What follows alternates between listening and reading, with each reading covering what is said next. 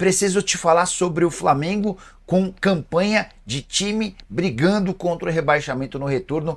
Atualiza também sobre as negociações do Flamengo com o centroavante do Chelsea, as últimas do mercado, bastidores, finanças e tudo o que você precisa saber para começar a semana bem informado. Fala aí pessoal, sou Jorge Nicola, bem-vindos a mais um vídeo do canal, sempre bom ter vocês por aqui, sem perder tempo. Pedir para deixar like, se inscrever no canal, ativar todas as notificações e desejar uma grande semana para todos vocês.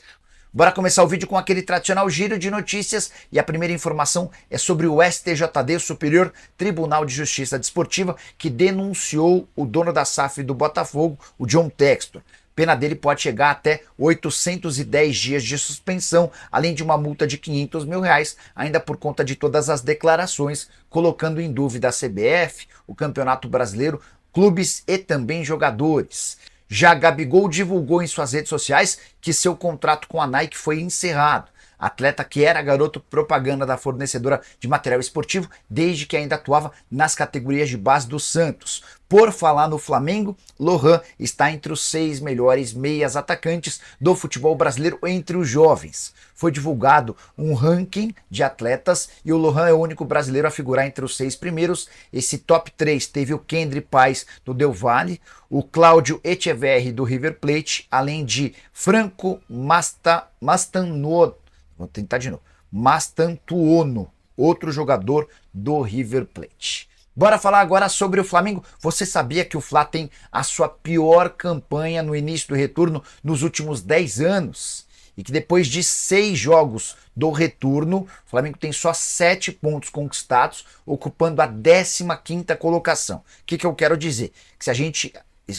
aproveitar ou extrair somente o segundo turno do Campeonato Brasileiro, dá para dizer que a campanha do Flamengo é de um time que briga contra o rebaixamento.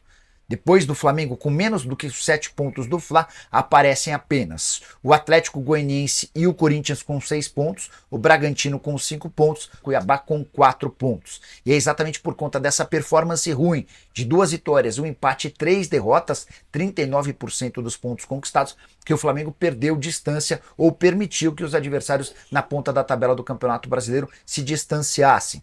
Isso porque o Fortaleza no retorno somou 15 pontos, o Palmeiras tem 11 pontos e o Botafogo 10 pontos conquistados. Bora falar agora sobre o Flamengo que está tentando a contratação de David Washington, centroavante de só 19 anos de idade, revelado no Santos, vendido ao Chelsea na temporada passada. Ele teve essa primeira temporada na Europa de experiência no time sub-21 do Chelsea e apesar da pouca idade foi bem. Foram 17 jogos, 10 gols e mais 4 assistências. Chegou a atuar em 3 jogos do time principal. O Flamengo tem como última grande expectativa a chegada de um centroavante, que poderia ser uma sombra para o Pedro, e o Flamengo tenta se utilizar da boa relação que tem com o Juliano Bertolucci para convencer o Chelsea de que esse empréstimo pode ser bom para todas as partes. Só para lembrar, a ideia do Chelsea é manter o David Washington mais um ano no Sub-21 para que ele possa continuar evoluindo numa metodologia de futebol completamente diferente da brasileira. Ficaremos atentos e qualquer novidade a gente conta para vocês. Só para completar sobre o Flamengo, derrota ruim para o Corinthians, numa atuação bastante abaixo.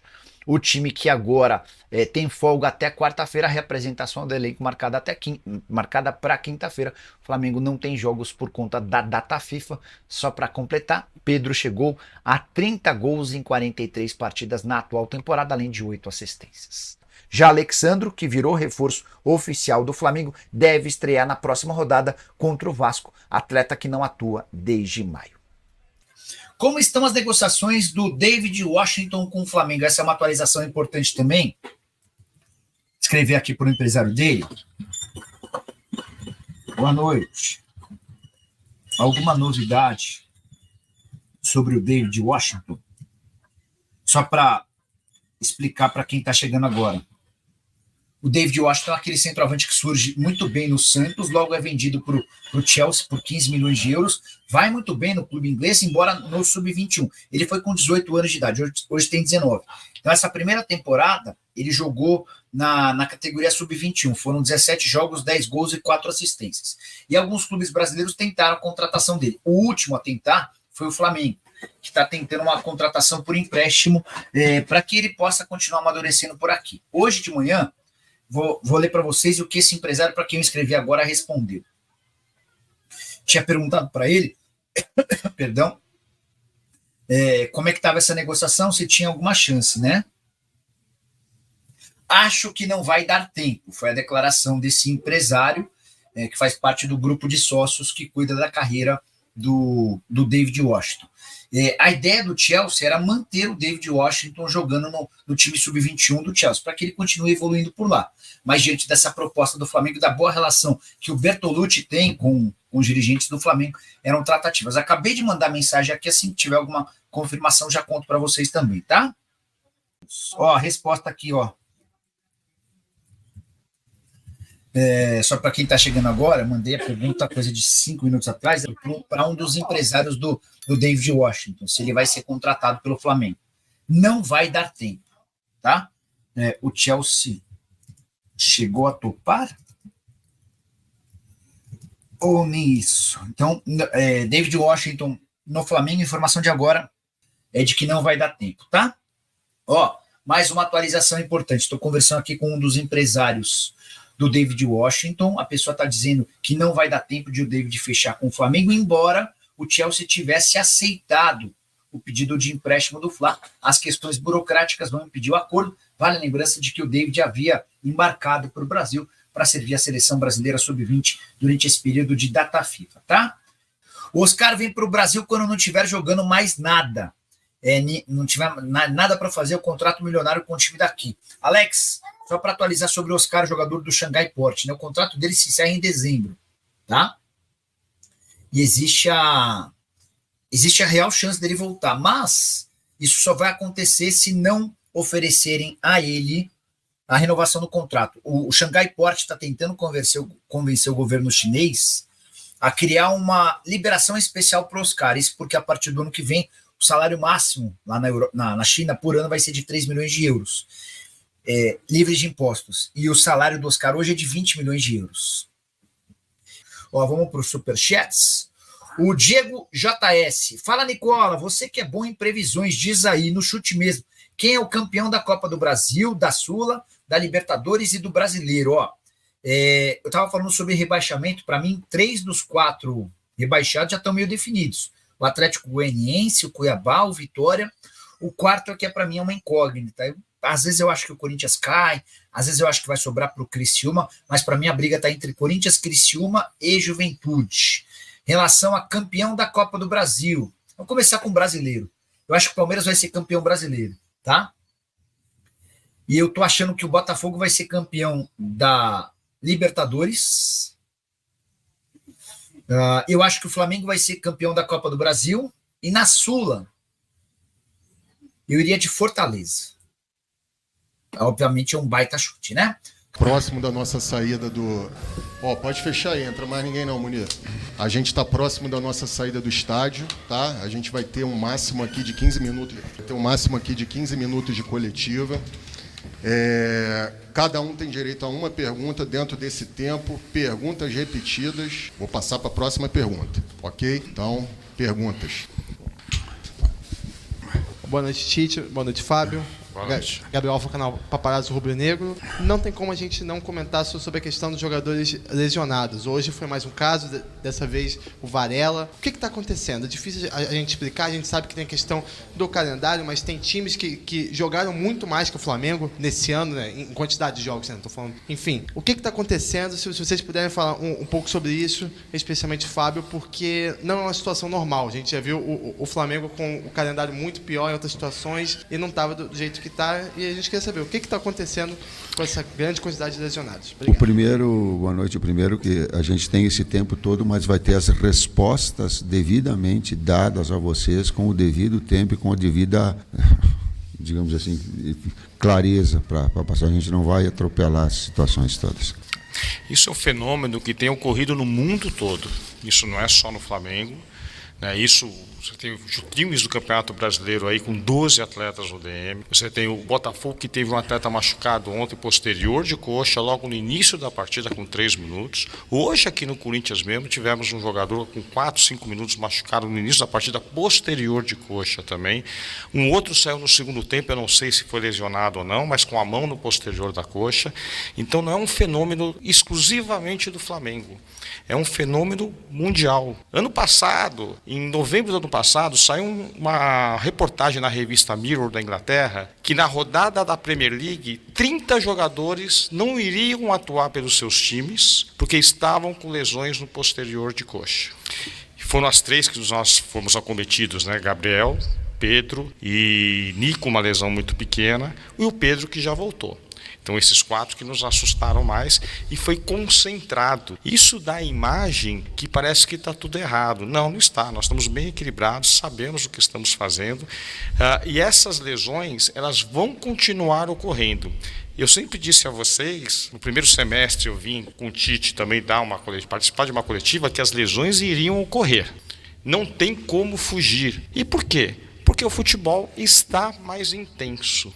Existem artigos científicos provando isso. Tem um até da Premier League que acompanhou 7 temporadas consecutivas. Temporada 2006, 2007 até a temporada 2012 e 2013. O volume, quer dizer, a distância percorrida foi exatamente a mesma, com uma diferença de 2%, em torno de 10 quilômetros, 10 mil metros. Mas sabe o que aumentou? O número de piques. 85%. A distância percorrida em alta velocidade, acima de 20 km por hora, entre 20 e 25 para arredondar, 30%. A distância em sprint, ou seja, acima de 25 km por hora, 35%. Então o futebol mudou. E nós enfrentamos, não só nós, como outras equipes também enfrentaram, vamos ser realistas e falar a verdade, 13 jogos consecutivos agora, nesse período congestionado, pós-final da Copa América, com decisões duras, com viagens longas. Uma viagem para La Paz, jogar na altitude, é muito difícil. Quem esteve aqui em La Paz, só para eu saber, é duro lá, não é? Imagine jogar lá. E uma decisão, não é só jogar, é uma decisão que valeu uma classificação e nós saímos classificados. Então o futebol ficou mais intenso. Se você quiser, eu te passo, depois vou passar para o Vinícius, essa reportagem do Mirror, que mostra, né, o que vem acontecendo. Quer ver outro fato? Esse ano e ano passado, o acréscimo dos jogos aumentou, não aumentou? Todo mundo reparou. Hoje nós tivemos 18 minutos de acréscimo. Só o Gerson, nesses 13 jogos consecutivos, jogou 14 jogos e meio. Quer dizer, ele jogou quase um jogo e meio a mais por causa dos acréscimos. E olha que no jogo contra o São Paulo ele entrou só no segundo tempo, e no jogo do Botafogo ele jogou somente o primeiro tempo. Estou falando do Gerson, que é o atleta com mais minutagem nesse período congestionado do Flamengo. Então, eu quero fornecer para vocês explicações e estou à disposição de vocês sempre. A lesão do Arrascaeta foi uma lesão de adutor. Ninguém esperava. E nenhum exame detectou a possibilidade de vir a ter a lesão ou não. Até porque isso é muito difícil. Você prever uma lesão, não existe na literatura científica nada que nos mostre que você consegue prever a lesão. Você tenta atenuar, mas prever ou prevenir também é muito difícil. E, volto a dizer, não é uma realidade só nossa, é uma realidade de muitos clubes no Brasil. Eu sei que tem DMs de clube que estão no Campeonato Brasileiro com 12 atletas, com 9, 10 atletas, outros com 6, e é sazonal. Esse intervalo que nós vamos ter agora, com certeza, vai nos dar um tempo de nós nos reequilibrarmos, recuperarmos esses atletas, porque você sai desse período congestionado. Então nós não vamos ter mais 13 jogos consecutivos, nós vamos ter provavelmente 8 jogos consecutivos. E depois, se tudo der certo, e nós conseguimos avançar nas próximas competições, mais 8 jogos consecutivos. Tite, boa noite, tudo bem? João Neves, Dimensão Esportiva. Dos últimos 10 jogos, o Flamengo tomou gol em 8 deles. E um destaque das suas equipes no geral era ter uma defesa sólida. Principalmente a bola aérea é um destaque que vem afetando muito a defesa do Flamengo. Vocês têm trabalhado algum de posicionamento diferente, algo mais voltado para isso? Precisa ter um foco maior nesse sistema defensivo, principalmente em bola aérea? Obrigado. Nós temos que procurar equilíbrio. As minhas equipes, elas são equilibradas, elas não primam por uma ou outra situação. E outro, se eu sou um técnico, se eu me autodenominasse camaleão. Por quê? Porque eu não posso fazer aquilo que eu imagino ser o melhor, eu tenho que me adaptar àquilo que as equipes têm. E se pegar a minha história, ela tem um 3-5-2 com o Grêmio, ela tem 4-4-2 com o Caxias, ela tem 4-2-3-1, ela tem 4-1-4-1, e ela tem... Por quê? Porque eu tenho que me adaptar, essa é a minha função. E dentro desses aspectos também, equilibrá-la de uma forma ou de outra, inclusive de bola parada ou de bolas aéreas. Hoje de bola parada, não de novo bem, mas de bola aérea. Mas ela teve o cruzamento, que ela teve a qualidade do adversário, que o atacante do lado contrário, no caso o Thales, teve a condição de fazer o gol. Isso é uma jogada construída, não foi uma jogada de falha. E aí tu tem que olhar os dois aspectos, né? Tite, Fábio, boa noite. Fábio, você trouxe a informação publicada no The Mirror, mas o Flamengo, mesmo com todas as justificativas, tem cansado, mas tem perdido fisicamente no segundo tempo para equipes que até jogaram mais partidas na temporada para o rubro-negro, né? E a gente recorda, retomando do Campeonato Carioca, por exemplo, até com a justificativa de que tinha que entrosar o time, que tinha que botar o time para jogar junto, né? Não rodou o elenco naquela possibilidade. Até que ponto, né, o Flamengo está sofrendo hoje, né? São esses fatores. E até que ponto talvez tenha sido uma falha de planejamento para poder chegar nesse período da temporada melhor fisicamente ou mais resistente fisicamente? A temporada do Campeonato Carioca acabou em abril, é isso? Não, com certeza não foi. Eu te dou certeza que esse não foi o fato de ter alguns jogos que a performance física pode ter influenciado. Né? Com certeza não, porque isso aconteceu de janeiro, final de janeiro, fevereiro e abril, março e abril, então com certeza não. O que eu posso lhe afirmar é que a sequência de jogos agora, desses 13 jogos consecutivos, com esses jogos decisivos contra equipes de altíssimo nível, como foi o Palmeiras, por exemplo, 3 jogos consecutivos contra eles, jogando também em condições adversas para nós, que é o gramado sintético. Tudo isso vem a influenciar. Mas eu, sinceramente, não vejo tantos jogos assim. Nós temos um desequilíbrio físico no final das partidas. Foi assim contra o Botafogo? Acredito que sim. Contra o Botafogo nós tivemos um decréscimo físico assim, eu estou aqui para assumir, é a minha função. Tá? Nós tivemos esse decréscimo. Mas porque estamos jogando, muitas vezes nós jogamos contra equipes que têm um dia a mais de descanso do que nós. Foram várias vezes que nós jogamos quinta e domingo e a equipe adversária jogou quarta. Ou que nós jogamos quarta e sábado e a equipe jogou na terça por vezes. Teve uma situação do próprio Bragantino que nós saímos vitoriosos, que a equipe do Bragantino jogou na terça e nós jogamos na quinta, com a viagem ainda para a Bolívia. E nós saímos vitoriosos, mas eu não preciso me vangloriar que não foi física a vitória, foi sempre num contexto geral. Nós sempre trabalhamos num contexto geral, né? Então, eu só queria deixar claro que muitas vezes nós tivemos desvantagem em termos de descanso em relação aos adversários. Eles têm um dia mais de descanso que a gente. Mas com certeza o Campeonato Carioca não teve um erro de planejamento, não. Tu vê como é contextual. O nível do Campeonato Carioca para a gente enfrentar é diferente do nível técnico do Campeonato Brasileiro. E a gente tem que contextualizar isso tudo. Senão fica assim, ganhou, tá bom, perdeu, não tá. E aí eu me valho de, se deixar com que o calendário determine aquilo que tem que fazer, nós temos que vir aqui, tomar as decisões, vocês têm que criticar ou elogiar, ter uma capacidade de analisar ou não, de entender ou não, normal. Faz parte do jogo. Apenas informações que elas não sejam verdadeiras, isso eu cobro muito. Então, quando a primeira pergunta que aconteceu, ela veio e disse assim, jogos iguais. Cuidado que tempos de recuperação são diferentes. Viagens são diferentes. Nós jogamos Bolívia e aí chegamos às 6 horas da manhã, cheguei em casa às 8 da manhã, para jogar no domingo contra o Bragantino. Quinta, sexta, sábado, domingo. Jogou no domingo. Segunda, terça, quarta, vai jogar contra o Bahia, um jogo decisivo. 6 dias, 3 jogos. Com 2 viagens. Então, só para a gente entender e compreender que não é assim, jogou um número de jogos tal, mas calma, qual é o tempo de recuperação, qual é a viagem que teve, eu vou trazer mais. E aí eu vou fazer a minha observação, eu gostaria que o Corinthians tivesse jogado com o time inteiro contra o Juventude, porque ele ia vir aqui com uma intensidade muito menor, mas não dá para fazer as duas. Aquilo que nós sofremos, ele teve e fez, que era a prioridade nossa. exato. Ganhamos a Guanabara e o Carioca com...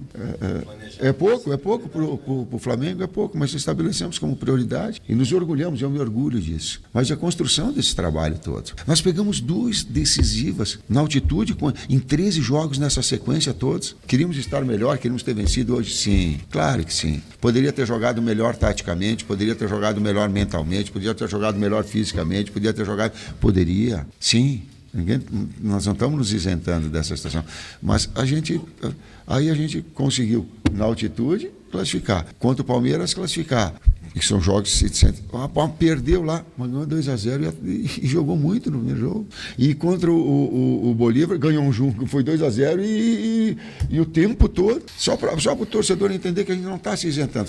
Nós temos que tomar pau e ficar quieto. Pelo menos aqui vim aqui externar as ideias, né, e buscar com que elas sejam analisadas nesse contexto. E o Corinthians também, na derrota, vou fazer... E na estratégia que ele foi para trazer um time que não fosse completo lá, ele deixou um time fresh para jogar no jogo que era mais importante dela. Nós fizemos isso contra o Botafogo, era muito difícil. Como é que tu vai fazer contra o Botafogo? Porque nós tínhamos outro jogo. Me dói na alma. 6 jogadores eu peguei antes, e disse assim, ó, vai jogar 13 no primeiro tempo e 13 no segundo. Vou passar aquilo que a direção toda, o Bruno sabe, o Diogo sabe. Porque passo para eles. O que nós fizemos? O que vamos fazer? Pô, os caras estão demolidos. Vamos jogar com 3 e vamos fazer 3 substituições. Né? Aí eu planejei, ó, metade do tempo Arrasca, metade do tempo Nico. Foi seguindo e o Nico não recuperava. A Arrascaeta nos chamou e falou assim, ó, deixa que eu jogo mais tempo, né, para notar, eu estou bem e vou jogar mais. Ele machucou com 8 minutos. Sim. Só Luiz com o Gerson, a mesma coisa. Foi pro jogo, aí não dá. Só para entender que não é uma máquina que eu pego assim, ó, eu não pego, digito e vai. Não é assim. Nós temos aqui esse outro lado, a coisa que compreender tudo isso e respeitar quando a crítica vem, quando o resultado não vem. Ele faz parte, mas também faz parte do jogo de saber que nós tomamos decisões e estudamos para que esse contexto todo venha. E as decisões são colegiadas, né? Não é uma decisão, não é uma pessoa só. Nós discutimos e muito.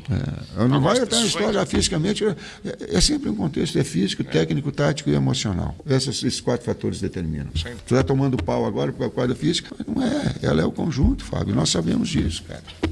Boa noite, Tite. Boa noite, Cidão Marina Litoral News. Em cima disso que você falou, essa queda de produção da equipe, na visão da comissão como um todo, se deve a outros aspectos também, além dessa parte física, o técnico, sim, o tático? E de que maneira, durante a data FIFA, vocês vão trabalhar? Porque, já que vai ter o espaço, teoricamente, o Flamengo tem que voltar bem melhor na volta da data FIFA. Como vocês vão trabalhar? Obrigado. Ela tem que trazer, ela tem que voltar no padrão Palmeiras, ela tem que voltar no padrão Bolívar, ela tem que voltar no padrão Bragantino, ela tem que voltar no padrão... Hoje, se nós tivéssemos um pouquinho mais de lucidez na fase ofensiva, nós teríamos feito mais gols. Até o final do jogo, ela estava à mercê dessa possibilidade. Então, ela vai sim se recuperar para manter vai recuperar os seus atletas machucados, sim, para ter sim um padrão de atuação parecido com esses jogos com que eu citei. Sim, ela vai precisar.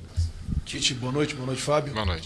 Tite, se a gente pega o segundo turno do Campeonato Brasileiro, o Flamengo tem 3 jogos fora, 3 derrotas. Contra o São Paulo, gol no segundo tempo. Contra o Botafogo, o Flamengo tomou 3 gols no segundo tempo. Até o Fábio falou que o time sentiu a forma física. E hoje, mais uma vez, gol no segundo tempo. Mais uma vez, uma bola alta, gol de cabeça. Queria que você explicasse assim, por que o time está caindo tanto de produção, se desorganizando tanto no segundo tempo e às vezes até caindo na pilha do adversário. Então vamos pegar nesse último detalhe, desorganizando. Se desorganizar, eu associo ao número de oportunidades do adversário no segundo tempo. Eu não vi um número grande. A desorganização é igual ao adversário criar bastante. Criou bastante o Botafogo, sim. Até porque ele verticaliza e teve, sim, perfeito. Hoje, com devido respeito, não. Ele teve a efetividade. E se foi uma bola de profundidade no contra-ataque e que ela tem um cruzamento do outro lado, montar a linha de 3, abriu do outro lado, teve a cavada do Yuri, eu acho que foi, e pegou o jogador do outro lado, do lado contrário. Então, as circunstâncias, elas te moldam. A equipe, quando ela vem com bastante modificações, ela não fica sempre com... E, às vezes, vai oscilar. Vai oscilar pelas modificações, pelas lesões, e vai oscilar porque, do outro lado, tem adversários de qualidade também. Professor Fábio, Boa noite. Boa noite. Vocês estavam comentando sobre o Gerson, que está com uma rotatividade altíssima, jogando muitos minutos. Ele é um dos poucos atletas que não vai ter esse descanso, porque foi convocado para a seleção brasileira. Queria entender, é o mesmo caso do Pedro também, queria entender se existe e como funciona uma troca com a comissão técnica da seleção para conseguir administrar, ter um controle de carga para que o Flamengo não seja prejudicado. Quando nós estávamos lá também, nós recebíamos 2 clubes e o Flamengo já enviou a eles, à comissão técnica da seleção, todos os dados dos 2 atletas, principalmente em todo esse período congestionado. Os valores das métricas de GPS, né, se ele tem alguma reclamação. Agora o Pedro, o Dr. Tanuri conversou com o Dr. Rodrigo Lasmar, o Dr. Rodrigo Lasmar recebeu os exames do Pedro, então todos os dados que eles têm dentro do Flamengo foram comunicados à CBF. Então nós temos certeza, pela competência da comissão técnica da seleção, que eles vão estar muito bem resguardados ali. Última pergunta. Tite, boa noite. Vinícius Lúcio, central do Timão. Sei que hoje você está no Flamengo, respeita a instituição, mas você volta à Neoquímica Arena pela primeira vez como adversário do Corinthians. Como que foi essa vinda aqui hoje? Qual o seu sentimento vendo o torcedor corintiano na arquibancada? Primeiro, eu tenho muito orgulho de estar técnico do Flamengo. Eu tenho, e a minha carreira ela tem sido pautada dessa forma. Isso não retira toda a gratidão que eu tenho pelo Corinthians. Isso não retira. E também não leva em conta os filhos da puta que eu recebi. Não, minha mãe não. Esse não.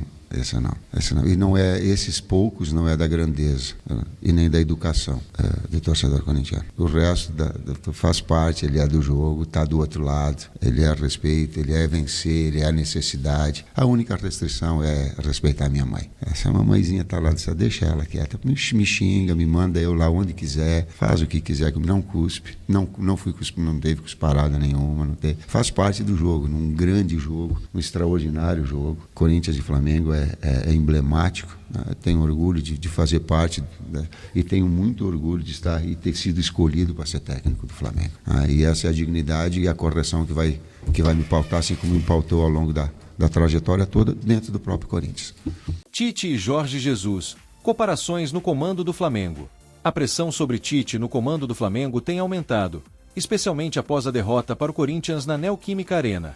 No programa Papo Reto com Benja, o jornalista Mano teceu críticas ao trabalho do atual treinador, citando como exemplo Jorge Jesus, que marcou época no clube carioca alguns anos atrás.